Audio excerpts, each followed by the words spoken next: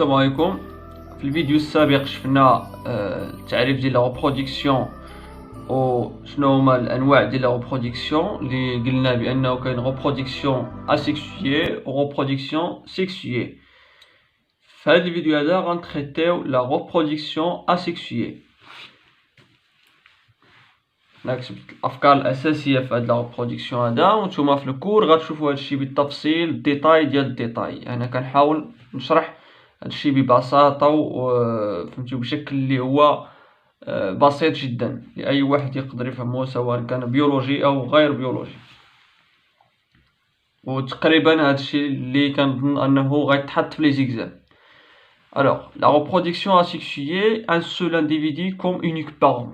يعني في la reproduction العادية اللي كتكون ما بين زوج من يعني كتكون ما بين ذكر وأنثى. في هاد la reproduction asexuée ما كنحتاجوش جوج ديال الآباء، كنحتاجو واحد. الفكرة الثانية هي sans apport de matériel génétique نوفو، يعني ما كيكونش عنده ذخيرة وراثية جديدة أو مكونات وراثية جديدة، يعني كيشبه تماما للأب. Les organismes opsonnés formant un clone، يعني دوكا الأفراد الأفراد اللي كنحصلوا عليهم بهاد لا ريبرودكسيون اسيكسيي كيكونوا بحال نسخ من الأب.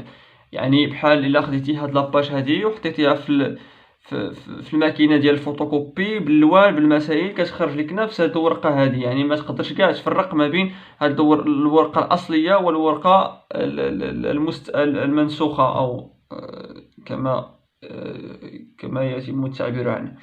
وهاد العمليه كتدخل فيها لا ميتوز، حيتاش لا ميتوز ما كيخليش لينا الماتيريال جينيتيك يتغير. الوغ كيفاش كيتم هاد لا ريبرودكسيون اسيكسيي؟ شنو هما لي ميكانيزم دو لا ريبرودكسيون اسيكسيي؟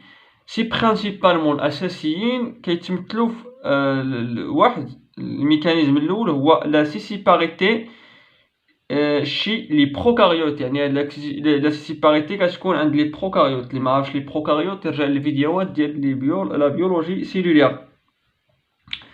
Les cellules prokaryotes divisent par scissorité. هادشي اللي قلنا في هذا العنوان هذا. يعني لي سيلول بروكاريوت كيستعنوا بهذا الميكانيزم هذا باش كيكاثروا اللي هو سيسيباريتي. L'unique chromosome circulant s'attache à la membrane bactérienne et se divise en deux. يعني هاد الكروموزوم سيركولون، الكروموزوم على شكل دائرة اللي كاين في البكتيري كيتلصق في لا ممبران بكتيريان et se divise en deux. كما هنايا شتي se divise en deux بحال لا ريبليكاسيون او هي نيت. مود دو ريبرودكسيون كي نانترو هاد المعلومات على لا سيباريتي. مود دو ريبرودكسيون كي نانترودوي با دو فاريابيليتي جينيتيك شي لي بكتيري. انترودوي يعني هو ما كيديش او يقود الى تنوع عند لي بكتيري يعني عند الافراد الجدد ما كيديش لينا هاد لا سيسيباريتي التنوع. كيحافظ على نفس يعني كيعطينا فرد مطابق تماما او نسخه عن الاب. Celles-ci sont des clones. Les bactéries génétiquement identiques à la bactérie mère. نفس الفكرة. يعني الفكرة باينة أنه لا سيسيباريتي كتعطينا فرد مطابق أو نسخة عن الأب، ما كيكونش واحد التغيير جينيتيك. عندنا الميكانيزم الثاني هو لو بورجينمون. لو بورجينمون اش كيعني لو بورجينمون؟ لو نوفيل انديفيدو، يعني الفرد أو الابن. Le nouvel individu se forme à partir de l'organisme du premier. هذه باينة. تخيلوا معايا هذا الأورغانيزم الفرد اللي غيخرج كيخرج من الأورغانيزم نيت. بحال الخميرة هي كانت بحال هكا في الأصل، وباش تكاثر كيخرج منها واحد البورجيون في الاخير كيكون بحال هكا. تري كلير.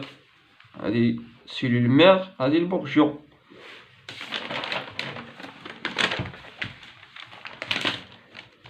الميكانيزم الثالث هو لا فراغمونطاسيون. لا فراغمونطاسيون يعني le corps se dissocie en plusieurs morceaux et chacun devient un adulte complet. Exemple le ver de terre. les vers de terre يعني جوجة الأرض. يعني عندنا هنا الجسم كيتقطع على بزاف ديال لي مورسو، وكل مورسو كيتحول لواحد لورغانيزم ادولت. شتي يعني هادي كتقطع على 3 كتحول 3 اخرين. Reconstitution des organismes fragmentés doit se faire régénération pour que le processus fonctionne. باش تخدم لينا هاد العمليه هادي، هاد التويشيه هادي، ما يمكنش لينا تحول لهاد الشيء هذا الا كانت لا ريجينيراسيون. لا ريجينيراسيون كطرا في الذات ديال بنادم حتى هو. ملي كتموت ليه خلايا، ملي كيموتوا ليه خلايا راه كيتجددوا خلايا اخرين باش يعمروا البلاصه ديال ديك الخليه اللي ماتت. يعني مثلا ملي كتجرح كيمشي لك واحد الجزء في لابو ديالك كيمشي لك واحد الجزء في لابو ديالك، وبهاد العمليه ديال لا ريجينيراسيون اللي كيديروها لي سيلول كترجع ديك البلاصه صحيحه وبخير و داكشي اللي كاين.